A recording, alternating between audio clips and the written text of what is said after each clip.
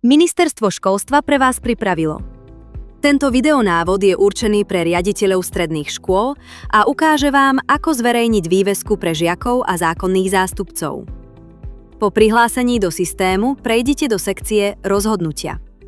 V dláždiciach si pre kontrolu skontrolujte počet žiakov prijatých a neprijatých na základe kapacity na prijatie.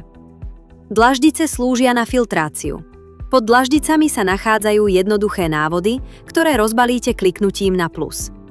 Pod návodmi sú tlačidlá na export.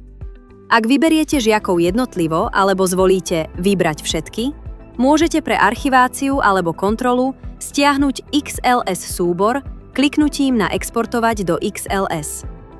Vygeneruje a stiahne sa tabuľka pre vašu archiváciu a kontrolu.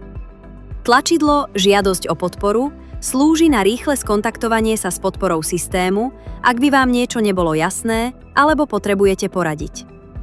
Vyplňte aj hlavičku rozhodnutia, aby ste mali na všetkých dokumentoch správny údaj. Názov školy na obálke, adresu a meno riaditeľa. Po vyplnení kliknite na Uložiť. Ak ste sa oboznámili s možnosťami a vyplnili hlavičku, kliknite na Zverejniť vývesku. V prvom kroku vidíte tabuľku. Dôkladne si skontrolujte výsledky prijímacieho konania.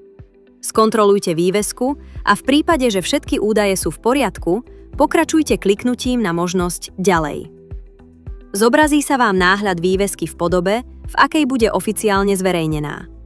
Táto tabuľka v prvom kroku slúži len pre vás na kontrolu. V druhom kroku už vidíte tabuľku s kódmi žiakov, ktorú uvidia zákonní zástupcovia a žiaci. Kliknutím na Zverejniť zverejníte túto vývesku.